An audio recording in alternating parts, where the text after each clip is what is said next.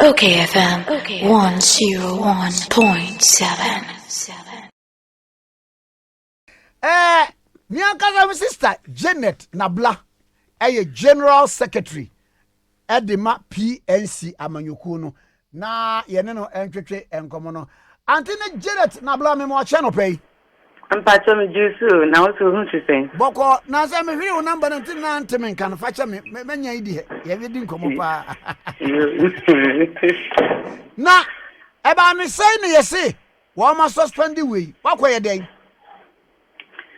Mpacho mami cheo ene motiefo nyina anape. Eye me ngongo se obi betima asori aka se ono otan mba na ono oba bia nye djuma wo Ghana ha. Na obeye bibia am make sure say obe yimi afri hono nti even if it means say dia means na odi be yimi no illegal kura odi be yimi na o ka kira mi say me court na mi court die ebe wo hwa ye be ko elections abakura na still na asam no na enam court nti emo bia yem mprino obe yimi afri ho na okoko organize kangaroo meeting. Kangaroo meeting na there were rules and regulations governing PNC. And as our rules and regulations no and ye juma. Adenti there were 16 regions Ghana. Obianim say there were 16 regions Ghana. Can you imagine that Cananado Beka say onu the 16 regions no on recognize 6 regions no or be recognize only 10 regions. So, on no, 10 regions are we did, but the 6 other 6 regions are newly created. Until you found to your constitution, Ghana constitution. So, until time I ever to say a Ghana constitution, after the other 6 regions, Rebecca Hono, or Nunanado, or be dealing with only the 10 regions. What you will be that? Enekwano was started tour of the Western North for 4-day tour of the Western North by the president. Oh, the American one, me, like I'm comparing PNC to Ghana. Oh yes. So what he will be that? Yeah, Flagbearer. We say almost we a leader as a leader. What dream? It's a say coach today. We be bibia. It's a say one dream coach today. But we be dream. Now it is about things that can interest you. You don't care about the people. At times, Now, ma'am, there were certain regions. One say, according to alleged mekankan, or see one we invite 6 regions in region bit say OT and Western North. One chairman, one bar meeting nibi. One here, the American say here was 16 regions in Ghana. So with the 16 regions in Ghana, now your constitution says, so we'll be organizing meeting now. This is what you share more than half of the regions. At least 9 regions. More than half of the region, the 10 regions, maybe 6 regions and above. Sana a constitution kaye. Into ye ba power no. Now you are creating new regions account. Into your first meeting ye. You see, you share 9 regions and yet 6 regions. So on that day, that was on the 27th of February. Now there were 8 regions around. Into Yentimi anye meeting you wait ya till Asante region. Kaba obaye ene form ikorom 9 regions ansa na meeting no ekoso. Nti ye meeting na me na me what this is. Nti ye meeting na meeting ni wiye. They call it president. President no. That was our first meeting and we set the precedent. Say no matter what, even though your constitution beka say who of these 6 regions here, it is going to be undemocratic. Because the few cannot decide for the lot. And I won't the few cannot decide for the lot. You cannot take 6 regions, say, and governing the whole of this to supersede over 10 regions. You can't do that. So that is the reason why your first meeting, you making sure say you 9 started. So it is called a precedent. We have already started a precedent. It is like parliament. The enact law, the National Executive Committee, any parliament, Inti adia ye debate Congress at the end of the day about the Dani law. Inti this second meeting na omu ye, bisa omu say what went wrong? na go wrong almost see how much changing to 5 regions kura na buy e dey na go wrong and now or see 6 regions are bisane say on board regions na din because after each region say omo ka ho after each region omo we nchen omo ba be meeting the Tuesday meeting na NEC National Executive Committee omo ye no after each region beba omo be ho into 5 regions we be tima for 5 regions aka kire obi say wa pa mobi what do you mean for 5 regions and pa mobi omo see omo nye 5 regions ana obi mo see omo nye 6 regions obi mo see omo nye 7 regions no ma fan tusu ma obi an hu ye say region we and a region we into wakwa koka say wo pa we ma pa me on what grounds we see disciplinary committee report soon na mo di pam me but say wo share your constitution so your constitution say disciplinary committee ye ne juma and fan standing committee ye different from NEC kura for approval bisa sa me flag bearer 2020 flag bearer and a me chairman say omu di sa disciplinary committee report no adiko ohana na also bisa omu say disciplinary committee report for what because disciplinary committee frame say member and I make a say, oh, we share disciplinary committee now. The 2020 flag bearer, or no, di me call Ninia Martin and Nafune, ye member of the disciplinary committee. Quab Tongo Mino, no, the prayer for General Secretary, I mean, no, on Pemasem, or Nuna, what the Chama, Enna, Omar, Alaji Omar, or Nuna, the 3rd vice chairperson. Mino nu ye ku ye platform as a result of ya or the year doctor or ton so and a woo confirm me say we abeka tell me say omuni disciplinary members me kuran posa neck meeting no me work out of it because me bisan say so mo see yen committee ya e say yen tenacity as leadership me no wu ena chairman na yen share oh when no ebe yebetima fa obe bua party no enye when na ebetima fa obe bua ma ayi obi free baby mo but the way no enye so me crampo on that next meeting I walked out of it so me throw krata aka kire disciplinary committee ni say nipa mensa we mpacho mu yi omo free ho and ba ko so omo si omo free no Ben Bukara na something PNC obi an nim no onye PNC member eba ne say no bi nye PNC member oba be tie disciplinary committee and no musi apasara ne this ne danfo ne childhood danfo na wo betima kokofo obi a wonye party member onye card bearer member mbambe ye disciplinary committee member wo pese wo punishment ra she later me chiro ma omo say empacho due to this I can't get fair hearing. Can you be able to help me to change the above people due to this and this and this so that I can appear before your committee? That was last. Omuchuro mami said there be omu nyesa die no. That chance not to. No. Omuchuro just said there be omu nyesa and omuchuro said guilty to be sacked out of the party. What he way did that? No, Debbie, what he way did that? Debbie. Look, me, yes, because rules of natural justice, you say, me cow, o come once more. Mamma, mamma, should be ya no answer. Share, me see, so almost see, or more, me, journalists, most journalists, almost better, montier, say, nipa, me, way, so muka danger, so muka coup d'etat, almost move it, share, who was our pasarano, 2020 flag, obetima, you coup d'etat, Wagana. Look. Papa no obetima ye coup d'etat o ye dangerous man nkasa she o call Bolga is who say Bolga for omo pam no ye MP wo Bolga and no who say o ye dangerous man omo pam no no call Bolga is say obe call contest o call ye na Roxy say I am say o MP me ba ayi akosara wo ye Dagari anasa wo ye frafra o ye frefreni o ye dangerous man nkasa he is a potential coup d'etat plotter. Our Ghana Hanimu. Where the anwashi? And you say, Muka say, me no DME. And the whole of Ghana, they are looking. You are looking at the most dangerous guy on earth. A guy who doesn't obey constitution. A guy who gives no, like, or no, and who. Yeah, constitution no. Onu wa PNC constitution ye juma wo. Onu ordinary how do I call it? He uses his instincts to do his work. See ma ka kire wo. O ka kire committee for no say eye ne dan fofo na ordin die committee no. Omo mpe ba asem.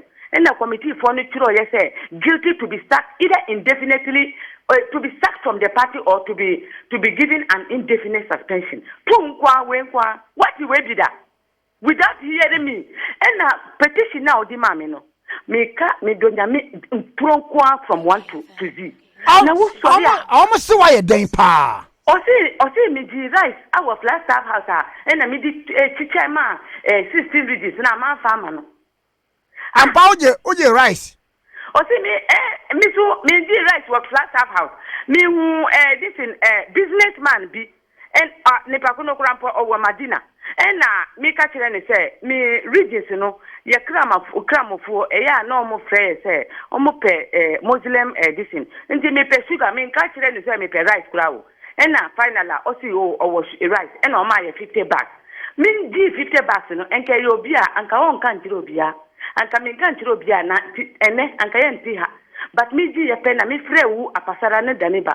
I catch them say, businessman be am I 50 bags of rice.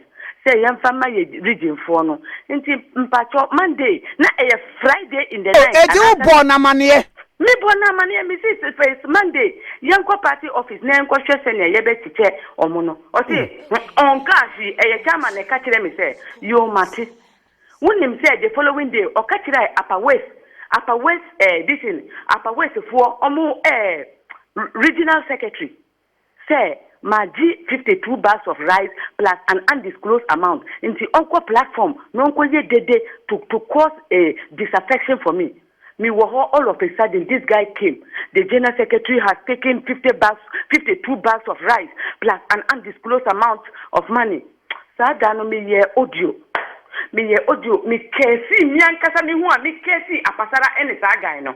Say e no kure Onyankopon onkumi no yi me busuafo nyina Africa Ghana. Obasa wo kwa sore we Catholic ana. Ansa me ye president.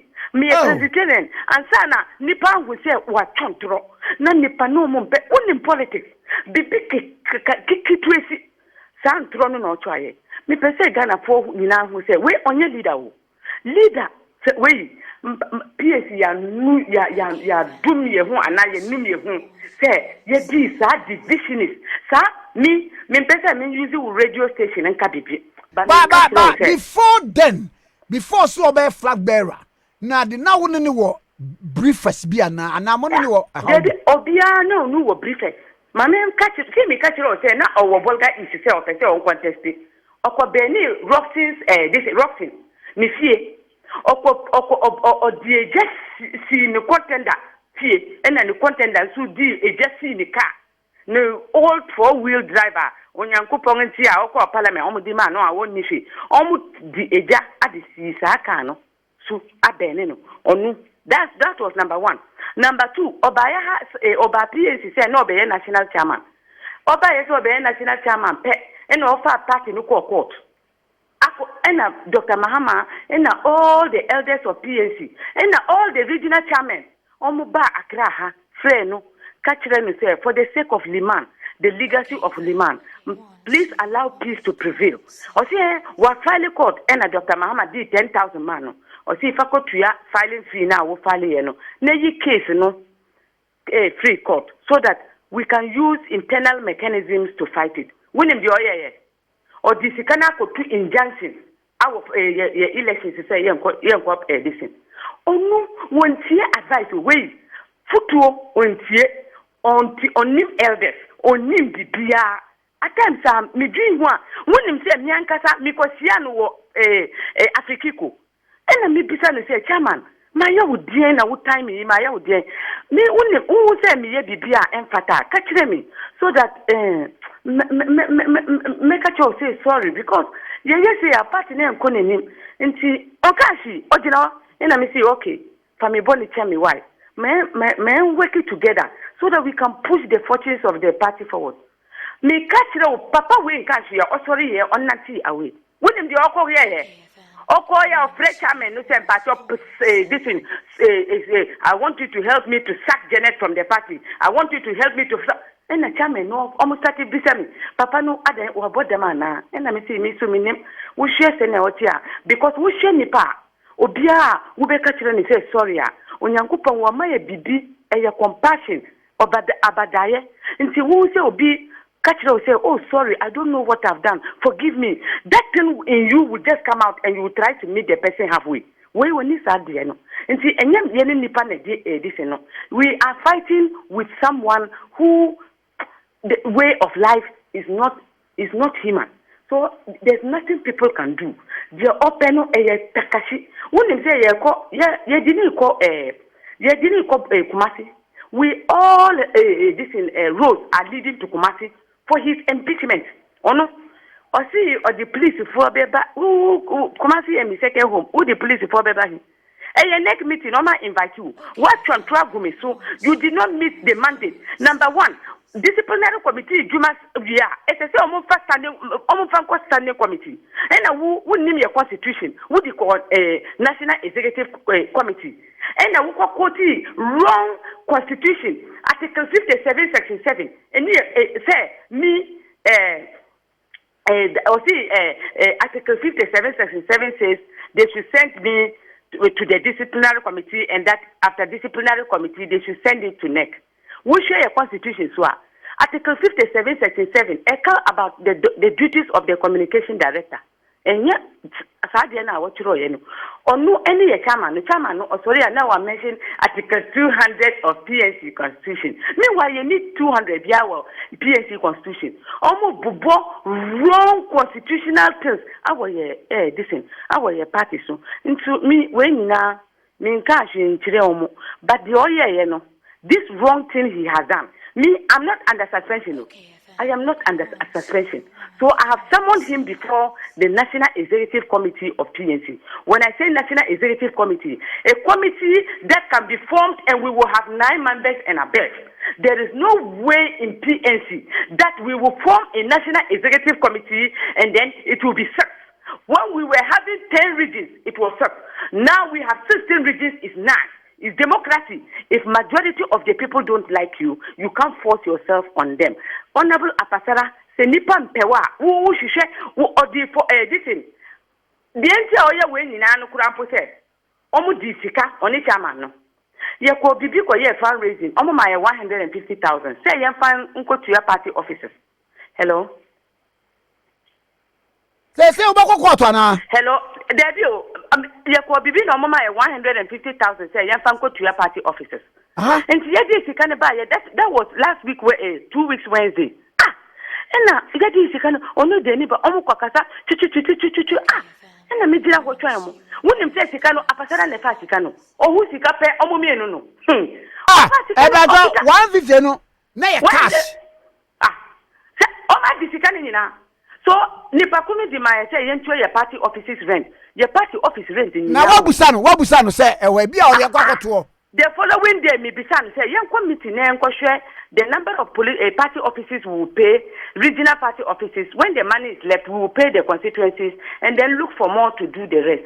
That was the last time Omo Fami called. That was the last time Omo Fami called. Omo me no. The following day me free Omo man Fabio. Me call bank ko take here almost your man ba be 25,000. Masako bank ko show almost your 43,000. Sisi a chairman na our city this in joy news. O ka kire Ivan to say onu di almost the 70,000 no di organizing next meeting for the six chairman that came.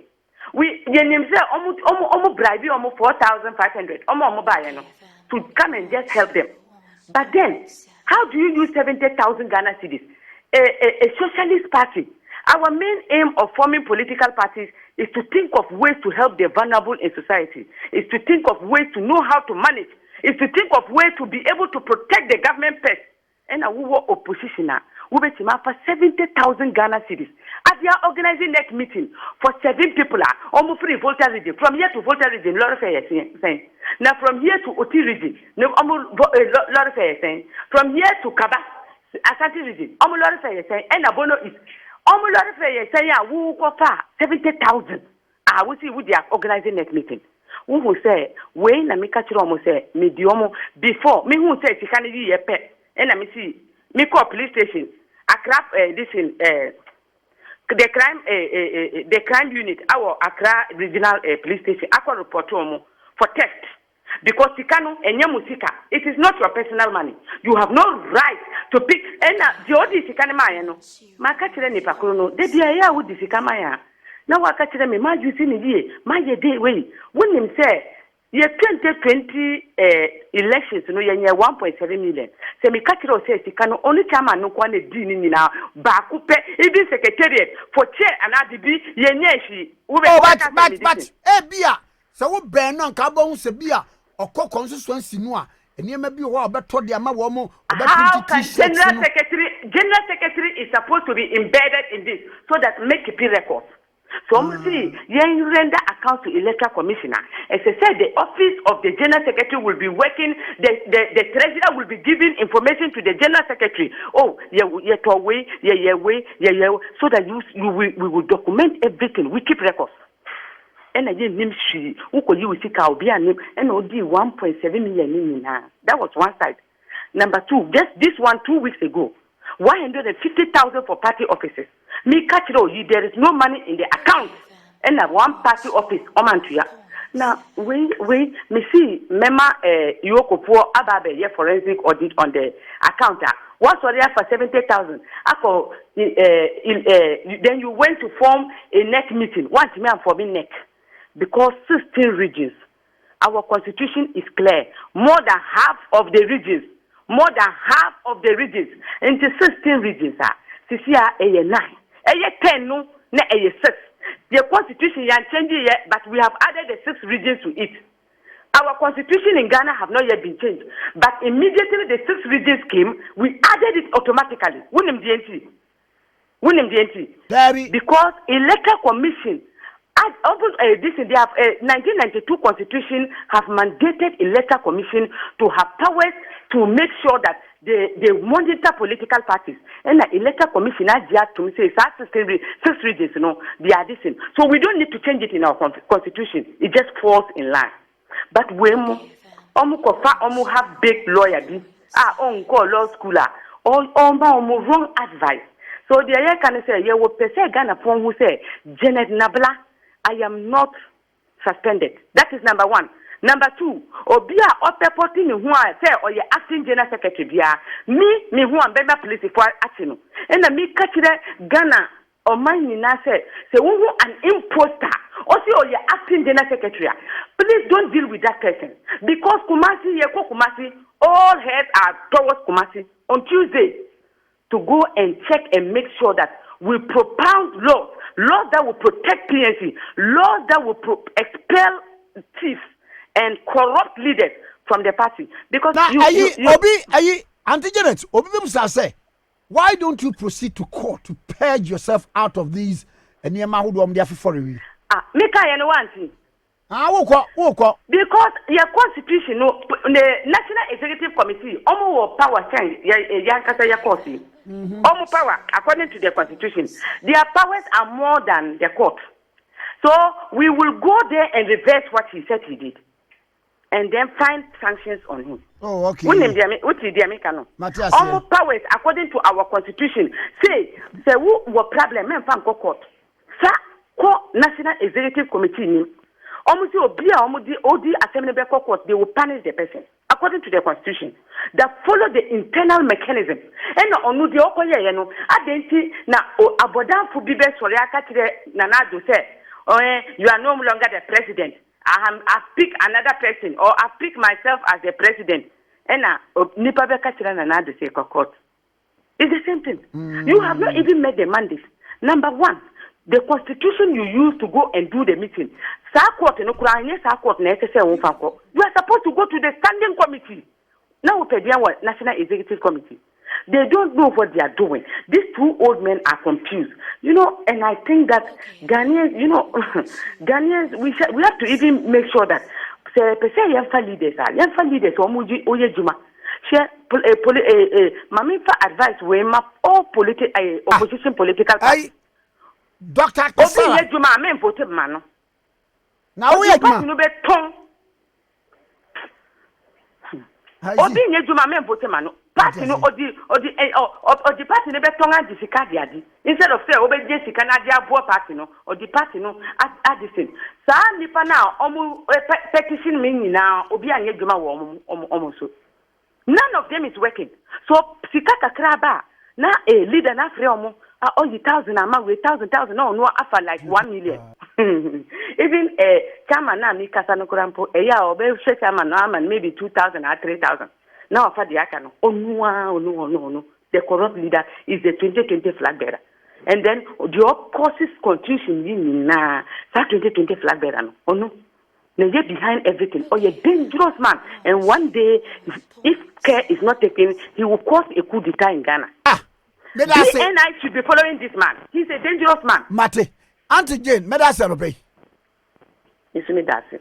Yes, you da say. Mami Janet Nabila, say me who's a main friend. General Secretary, suspended General Secretary. OKFM 101.7.